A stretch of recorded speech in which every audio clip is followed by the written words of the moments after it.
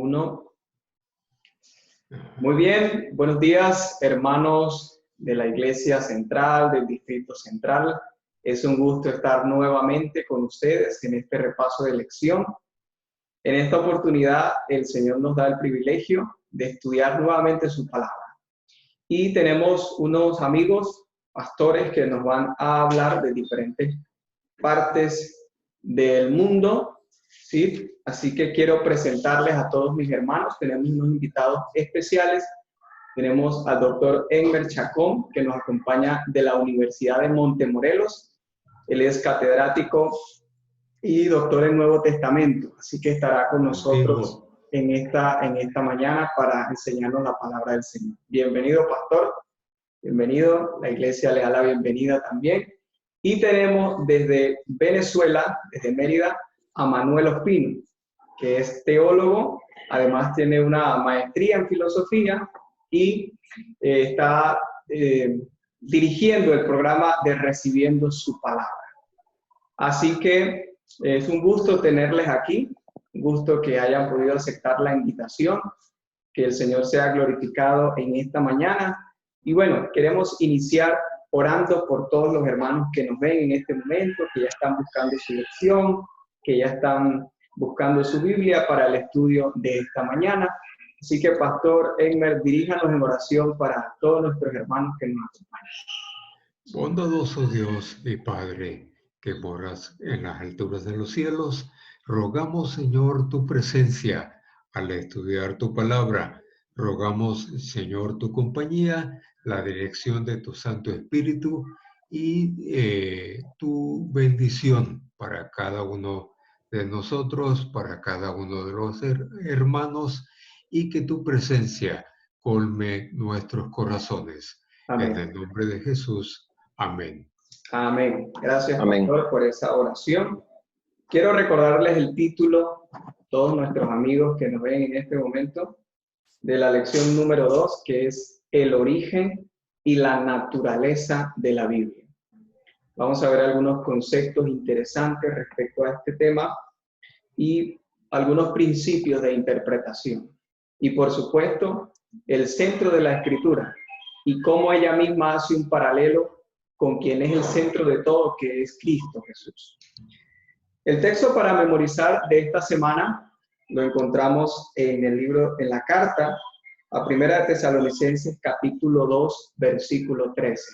Nos dice la palabra del Señor: por lo cual también nosotros, sin cesar, damos gracias a Dios, de que cuando recibiste la palabra de Dios, que oíste de vosotros, la recibiste no como palabra de hombres, sino según es en verdad la palabra de Dios, la cual actúa en vosotros los creyentes. Ahí tenemos el versículo para memorizar de esta semana y es la que nos da la base para el estudio. Quiero comentarles a nuestros amigos que la perspectiva que nosotros tengamos de ver la Escritura y la metodología que utilicemos para interpretarla, en muchas ocasiones va a definir o va a afectar mi vida espiritual, va a afectar la misión como iglesia y, por supuesto, las creencias y las doctrinas que como iglesia tenemos. Entonces, tener una metodología correcta, que en teología se conoce como hermenéutica, como ese estudio profundo de la Escritura y, digamos, las reglas que necesitamos tener, nosotros es importante que entendamos algunos conceptos y sepamos acercarnos a la Escritura cada vez que abrimos y leemos una porción de ella. Por eso queremos nosotros conversar un poco con nuestros invitados, con nuestros pastores y teólogos, sobre dos conceptos que en muchas ocasiones no ha sido bien entendido. Y es a saber el concepto de la revelación divina y el concepto de la inspiración divina. Y quiero leer un texto para que luego ellos puedan compartirnos con nosotros cuál es la definición de estos conceptos y la diferencia que existe. Tenemos Segunda de Pedro 1, 19 al 21. Dice la palabra de Dios. Tenemos también la espada profética más segura, a la cual hacéis bien en estar atentos como a una antorcha que alumbra el lugar oscuro, hasta que el día amanezca y el lucero de la mañana salga en vuestros corazones. Pero ante todo, entended que ninguna profecía de la Escritura es de interpretación privada, porque nunca la profecía fue traída por voluntad humana, sino que los santos hombres de Dios hablaron siendo inspirados por el Espíritu Santo. Entonces, coméntenos un poco sobre estos dos conceptos, dónde los encontramos nosotros en la Escritura y cómo podemos extraer de ellos una aplicación para estos días. Bien, lo primero que tenemos que entender es cómo funciona la revelación. En el caso de la revelación, Dios muestra y revela verdades y conceptos que el hombre de otra manera no tendría acceso a ellos. Tenemos el caso, por ejemplo, de pasajes en Daniel, pasajes en Zacarías, pasajes en Éxodo 20, en Apocalipsis, que de otra manera el ser humano no podría tener acceso a ellos. Simplemente es revelación. Dios muestra, revela, corre la cortina para que el ser humano pueda ver y pueda entender cosas que de otra manera no tendría acceso. Otro concepto es el concepto de inspiración. Vamos a ver si Manuel nos colabora con ello. Sí, por supuesto.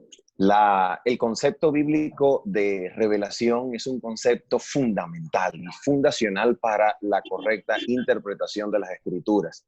¿Por qué razón? Porque nosotros partimos de la premisa, y esta es una premisa que puede ser sencillamente acordada y demostrada desde una aproximación de la experiencia humana, como se conoce en filosofía, una aproximación fenomenológica de la experiencia humana, y es el hecho de que nuestra experiencia humana es de por sí limitada. Nosotros somos finitos, finitos no solamente en temporalidad, sino finitos en cuanto a la comprensión que nuestra mente humana puede incluir. Como nuestra finitud está siempre presente y jamás nos va a abandonar, Dios ha decidido hacerse conocido. Dios ha decidido mostrarse. Y esto es muy importante. Atención, no es posible alcanzar conocimiento divino o conocimiento de la divinidad a menos que Dios haya decidido mostrarse a sí mismo. Atención, Dios ha dejado trazos, ha dejado pistas, huellas en la naturaleza. De tal manera que Romanos capítulo número 1 puede decir contundentemente que Dios y lo que es conocido de Él les ha sido manifiestos a los hombres por medio de las cosas creadas, de manera que no tienen excusa. Es decir, Dios dejó huellas de sí mismo, de su presencia a través del mundo natural. Sin embargo, el mundo natural y la comprensión de este es limitada. Por tanto, la comprensión completa de Dios, de su carácter, de su bondad, de la manera en que Dios se relaciona con la historia, en el contexto de un conflicto entre el bien y el mal, en el contexto de la historia humana, ha de llegarnos necesariamente por revelación. Revelación es entonces el proceso por medio del cual Dios nos da acceso a conocimiento que por medio de nuestro emprendimiento y capacidad humana jamás nos fuese posible acceder.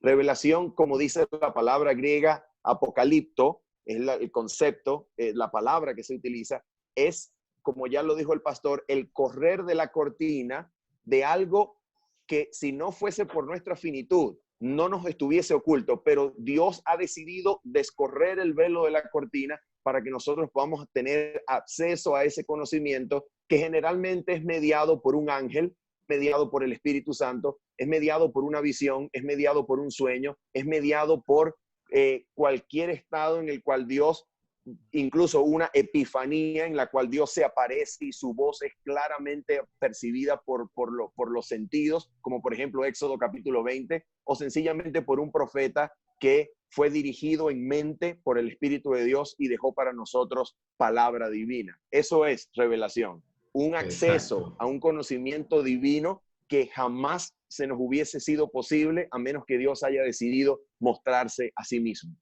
En Excelente. ese sentido, hablamos de, como Manuel lo ha dicho, de la revelación general dada en la naturaleza y que necesita de la fe para ser debidamente entendida. Y tenemos la revelación especial que la tenemos en la Escritura, que trabaja a través de absolutos.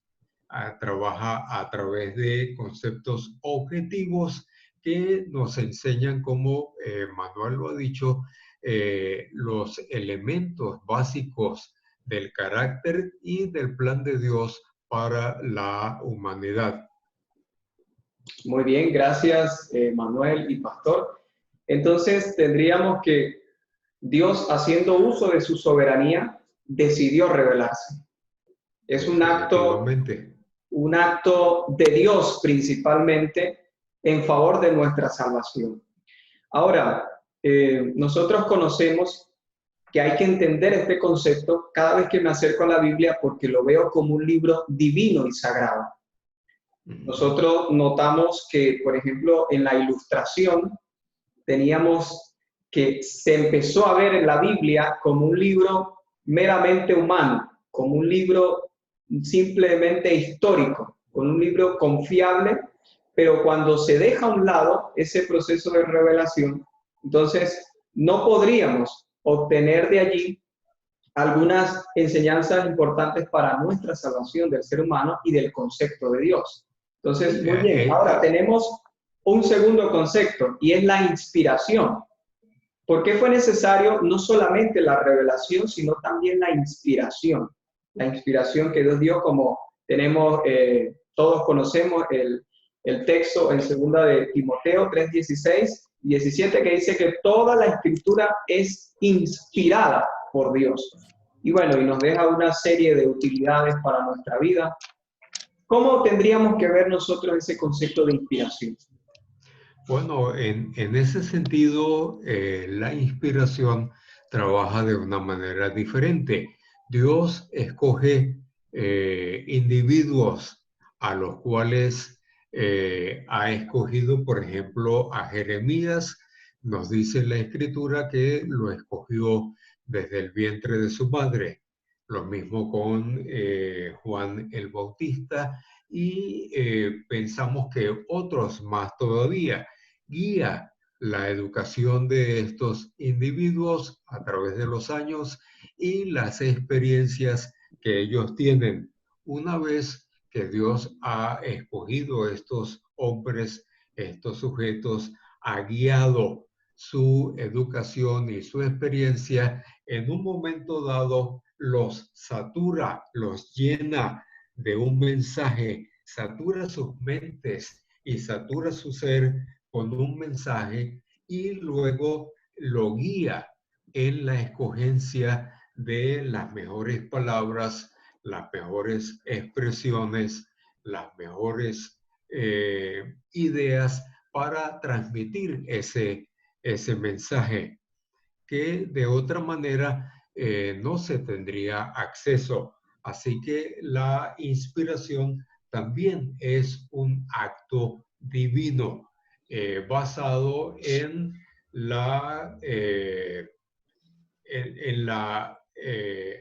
en la voluntad de Dios. Manuel. Sí, la inspiración se hace sumamente necesaria después de la revelación porque el vehículo por medio del cual Dios se decidió hacerse a sí mismo conocido, después, en orden jerárquico, después de Cristo, es precisamente la palabra de Dios. Ahora, la palabra que es jerárquicamente el segundo elemento por medio del cual Dios decidió hacerse conocido, porque el primero es Cristo, la palabra se nos ha dejado en el único y solo vehículo humano para el conocimiento y la comprensión. La formación del intelecto está necesariamente relacionada con el lenguaje. Atención, no hay forma de conocimiento separado del lenguaje. Incluso la experiencia personal está anclada en el lenguaje. Cuando yo reflexiono en términos de pensamientos complejos, estoy reflexionando en términos de lenguaje. Así que toda la formación intelectual del ser humano desde su nacimiento está relacionada con el lenguaje. Entonces, la escritura se nos ha dado en lenguaje. El mensaje de Dios es lenguaje para nosotros. Entonces, ese lenguaje ha sido comunicado a través de un lenguaje humano. Y como el lenguaje humano es finito, como el lenguaje humano es imperfecto, como el lenguaje humano varía de acuerdo al contexto, de acuerdo a la formación educacional, de acuerdo al trasfondo del autor, entonces Dios ha tenido que guiar, ha tenido que salvaguardar el proceso de comunicación entre su revelación y el elemento humano. Y ese proceso mediante el cual Dios salvaguarda, mediante el cual Dios guía, mediante el cual Dios protege la corrección de su mensaje, se llama inspiración. ¿Cómo funciona? Dios trabaja en la mente de los autores de la Biblia y les guía en la elección del lenguaje. Repito, trabaja en la mente de los autores de la Biblia y les guía en la elección del lenguaje. Atención, la elección del lenguaje siempre va a ser humana, pero fue una elección guiada. De tal manera que nosotros cuando estudiemos la Biblia nos vamos a enfocar en entender correctamente el lenguaje, su gramática, su modo de expresión, sus digamos, retórica.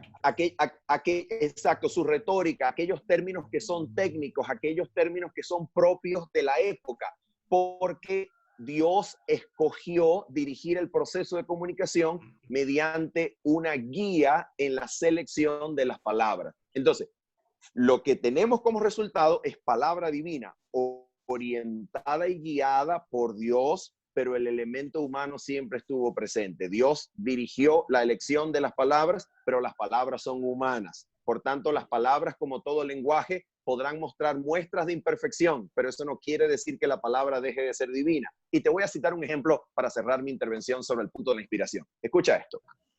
Todos recuerdan en los evangelios cuando Cristo, en el capítulo 3 de Mateo, es bautizado. Y Cristo escucha con sus propios oídos, escucha la voz del Padre que le dice, este es mi Hijo amado en quien tengo contentamiento. Y después Jesús va al desierto a ser tentado por el diablo. Y en la primera tentación el diablo le dice, si eres el Hijo de Dios. Un momento, ¿qué era lo que Jesús había escuchado con sus propios oídos? Este es mi Hijo amado en quien tengo contentamiento. Y cuando Satanás lo tienta, ¿qué es lo que hace Jesús? Atención, Jesús cita Deuteronomio.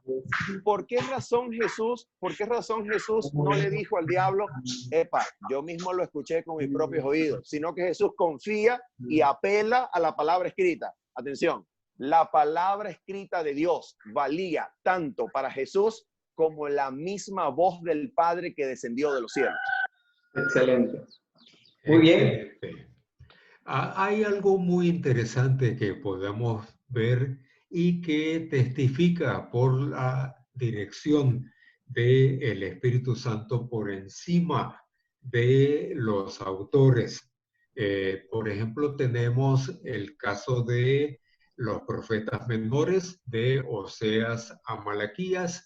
Estos profetas menores se escribieron en un periodo largo. Jonás fue aproximadamente el primero, por allá en el año 780, 90 antes de Cristo, y Malaquías el último aproximadamente en el año 415 antes de Cristo. Pero cuando nosotros estudiamos los 12, como se les llama, vemos elementos de unidad. Hay tópicos que se trabajan a través de todos estos 12 libros. Hay citas que se trabajan. Por ejemplo, el texto de Éxodo capítulo 34, versos 6 y 7, se usa como un fundamento teológico para manejar todos los demás tópicos en el libro de los 12.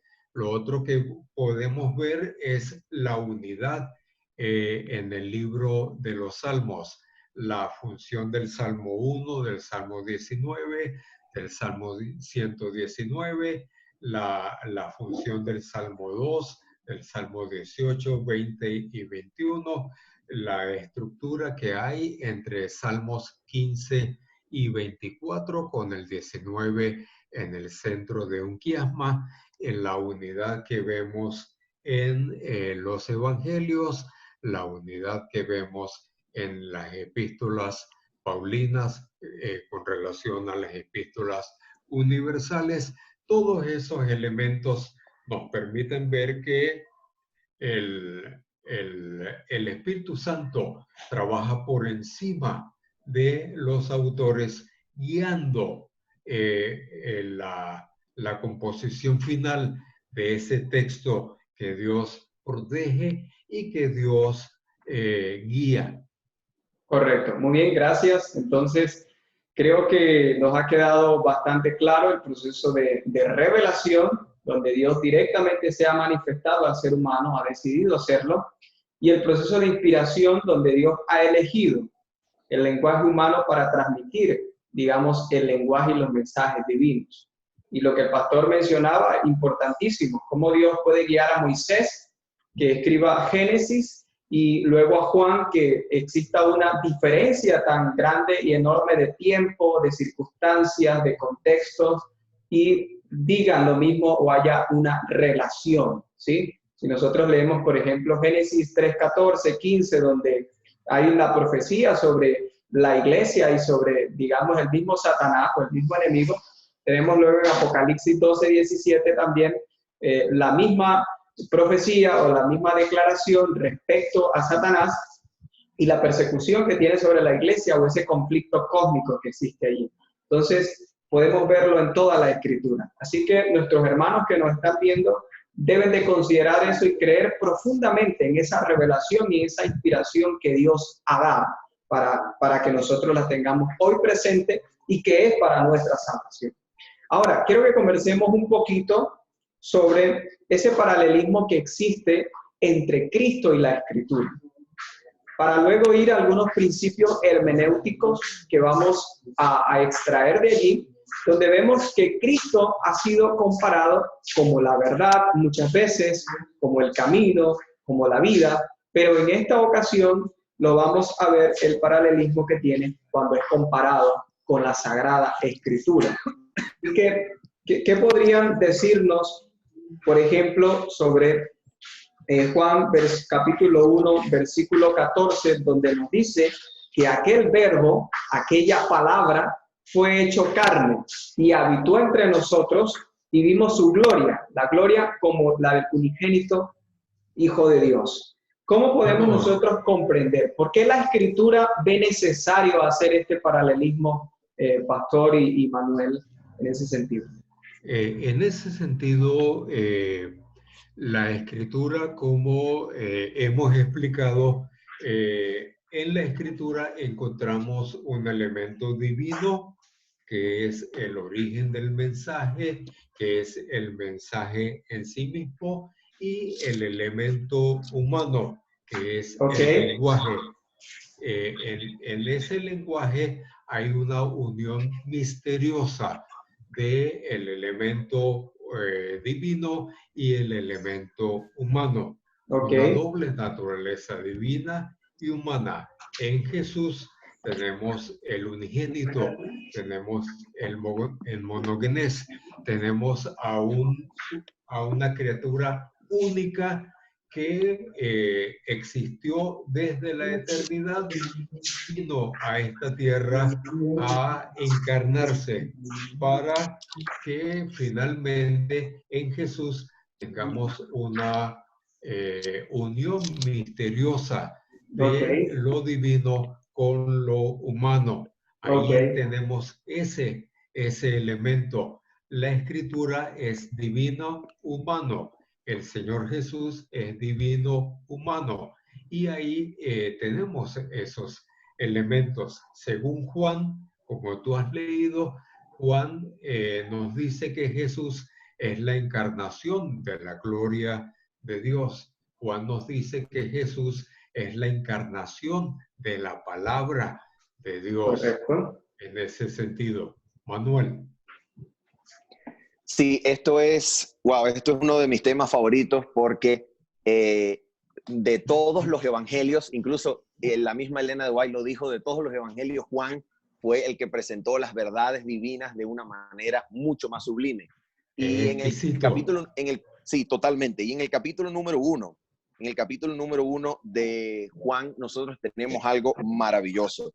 Un esfuerzo sin parangón del lenguaje humano por comprender lo que fue la revelación de Dios en Cristo Jesús. Y yo quisiera mencionar algunas cositas de Juan capítulo número 1. Lo primero y que tiene relación con la escritura misma, con la Biblia, es lo siguiente. Nota lo que nos dice Juan capítulo número 1. Juan capítulo número 1, versículo 1 y versículo número 2 y 4. Leo para ustedes. Dice así: en el principio era el verbo. La palabra griega que se utiliza para verbo, aquí en la traducción, la palabra griega logos. Lo que puede ser traducido como palabra. En el principio era la palabra. ¿Okay? La palabra. En el principio era la palabra. Y luego note cómo dice, esta palabra, en el versículo 2, era en el principio con Dios. Todas las cosas por medio de ella, de la palabra, fueron hechas. Y sin esta palabra, nada de lo que ha sido hecho fue hecho. Ahora nota el versículo 4. Atención con este versículo. Dice así: en ella o en la palabra, en el verbo, en el logos, estaba la vida. Y la vida era la luz de los hombres. Atención con esto, Juan. Esto es demasiado importante y todos los hermanos de la Iglesia Central de Santa Marta, escuchen esto. La tesis fundamental que Juan quiere poner sobre la mesa es esta: la vida de Dios se encuentra en su palabra. ¿Sabes por qué? ¿Sabes por qué fue la tesis central? Porque Juan sabía que a los lectores, a los que escribía como destinatarios, estos lectores nunca iban a tener contacto físico con Jesús para ejercer fe en Jesús. Pero por eso termina el evangelio diciendo: bienaventurados los que no vieron. ¿Y qué hicieron? Y creyeron. Claro. ¿Qué es lo que Jesucristo nos ha dejado después que su presencia física ha partido al reino de los cielos? Jesucristo nos ha dejado su palabra. Pero atención, dejarnos su palabra no es cualquier cosa. Mira lo que dice esta cita que voy a leer para ustedes, que se encuentra en Palabras de Vida del Gran Maestro. Palabras de Vida del Gran Maestro, página número 20. Mira cómo dice esto. Esto es maravilloso. Dice así: en cada mandamiento y en cada promesa de la palabra de Dios se halla el poder, la vida misma de Dios, por medio de los cuales pueden cumplirse el mandamiento y la promesa.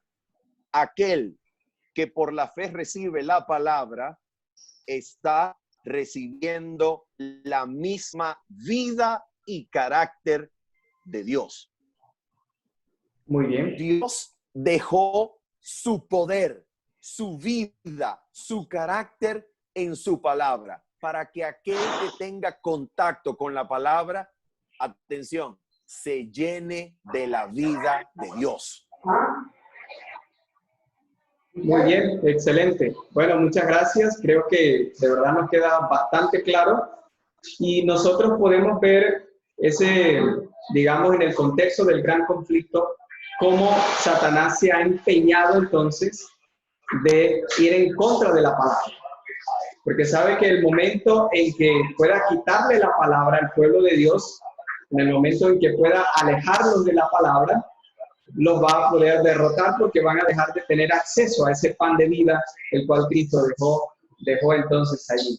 Por eso es importante nosotros que volvamos a la palabra, volvamos a estudiarla, tengamos las herramientas para hacerlo y volvamos a ser conocidos como ese pueblo del libro que leía siempre la palabra. Así que mis hermanos que nos ven de toda Colombia, de cualquier parte del mundo, de acá mismo de Santa Marta también, es importante que nosotros volvamos a la palabra. Porque en este mundo de confusión y en estos tiempos que van a seguir a estas crisis finales, tendremos una gran confusión de la palabra del Señor y el pueblo debe mantener en alto esa palabra en sus mentes y en sus corazones y también en su vida práctica. Muy bien, ya solamente nos quedan unos 4 minutos, 5 minutos para finalizar. Así que antes de orar, quiero que nos puedan dejar al menos 5 consejitos entre los dos allí, Pastor y Manuel. Puedan dejarnos 5 consejos sencillos, prácticos, bastante concretos, para que nuestros hermanos, cada vez que se acerquen a la palabra, los consideren y los tengan presentes al momento de interpretarla con fe, esa palabra, ya entendiendo lo que hemos conversado. En primer lugar, tenemos que volver a la palabra, tenemos que estudiarla, tenemos que conocerla. Como tú lo has dicho, el pueblo adventista se conocía como el pueblo del libro, pero hoy en día mucho de eso se ha modificado.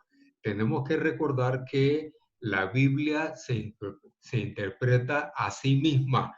No podemos leer la Biblia a la luz del periódico, no podemos leer la Biblia a nuestro antojo. Tenemos que dejar que ella misma se interprete. Perfecto, muy bien. Sí, el primer consejo que a mí me encantaría decir es lo siguiente. Mira, es necesario leer la Biblia mucho, mucho, mucho. ¿Sabes para qué? Para que la mente se vaya haciendo como una especie de marco de referencia.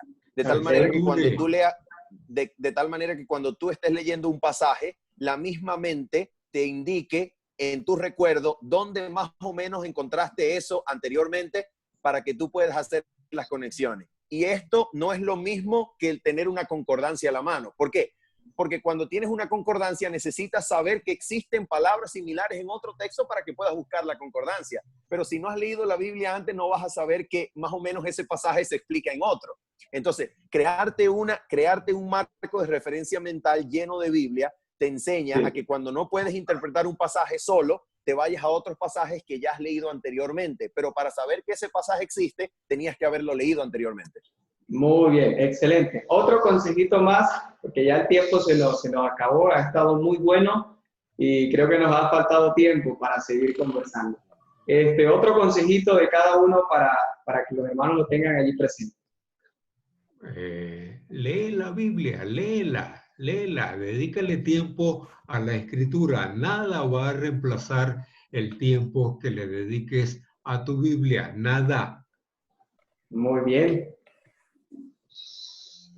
Y mi segundo consejo sería, cuando te encuentres con un pasaje que es un poco complicado de interpretar, de hallarle el sentido, enfoca todas tus energías en entender lo que dice antes y después del pasaje. En otras palabras, el contexto alrededor del versículo. Les voy a dejar y me voy a despedir con una regla de hermenéutica. En hermenéutica, el significado de las palabras lo da el contexto, no al revés. Ok, excelente, excelente. Muy bien. Bueno, gracias, pastores, por habernos acompañado. Creo que ha sido de gran beneficio para los hermanos aquí. Se han nutrido con la temática de esta mañana. Posiblemente pueden dejar sus comentarios allí también, algunas preguntas y estaremos direccionando o respondiendo a algunas personas que tengan dudas, ¿sí?, sobre el tema o sobre las lecciones cada semana. Así que le agradecemos que hayan sacado su tiempo. Gracias al pastor, que Dios lo pueda cuidar en México, a Manuel, que el Señor lo pueda cuidar en Venezuela y puedan continuar sus ministerios con la ayuda del Señor. Manuel, despídenos con una oración acá a los hermanos que nos están viendo en esta mañana para que nos podamos ir con la bendición del Señor. Muy bien, oramos.